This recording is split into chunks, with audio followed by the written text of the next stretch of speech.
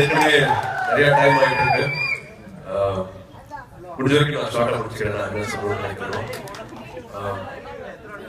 இந்த வேலை மறுபடியும் எனக்கு நினைவுபடுத்துது உங்களோட பிதாமகன் பாலுமேந்திர சார் அவர்களை அதிகமாக சந்திச்சது, அதிகமா உரையாடுறது வந்து இந்த மேடையில தான். இந்த மாதிரி ஆடியோ ஃபங்க்ஷன் தான் அவங்களை நிறைய பக்கத்தில் நாட்கள் இருக்கிறனால பக்கத்தில் உட்காந்து நிறைய பேசியிருக்கேன்.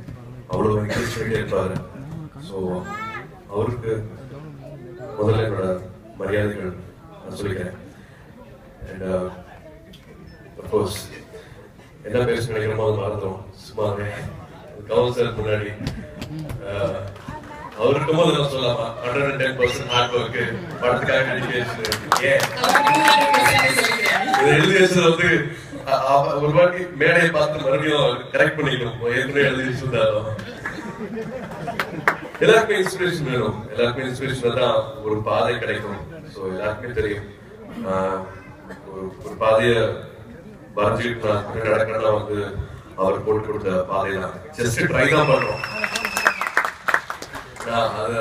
அந்த வளையத்துக்குள்ளேயே தான் சுற்றி இருக்க முடியும். அதை தாண்டவே முடியாது. என்ன நினைச்சாலும் என்ன பண்ண நினைச்சாலும் வந்து ஒரு ஒரு வடிவம் அப்படியே வரும். அப்படியே ஒரு விஷுவல் வந்து கண்மணி வரும். அதை வச்சுட்டு தான் வந்து இதை நோக்கி போகணும், நம்ம இதை நோக்கி போகணும் அப்படின்ட்டு நினைச்சிட்டேன். அப்படிதான் ஒரு படமும் நான் பண்ணிட்டு இருக்கேன். ஒரு முயற்சியும் நான் எடுத்துட்டு இருக்கேன்.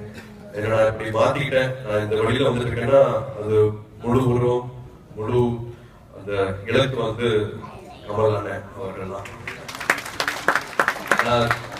ஏற்கனவே பழைய கடையில சித்தப்பா சொல்லி சித்தப்பா ரொம்ப அந்நியமா இருக்கு. அண்ணன் சொன்னா அந்த அக்கறை வந்து கிட்டே இருக்குது. எனக்கு அவ்வளவு அன்பாக நினைச்சிருக்காரு. அன்பாக நிறைய விஷயங்கள்ல சொல்லி கொடுத்துருக்காங்க, கூடயே இருந்திருக்காங்க, கண்காணிச்சு இருக்காங்க அப்படிங்கிறது எனக்கு தெரியும். ஸோ அதனால நான்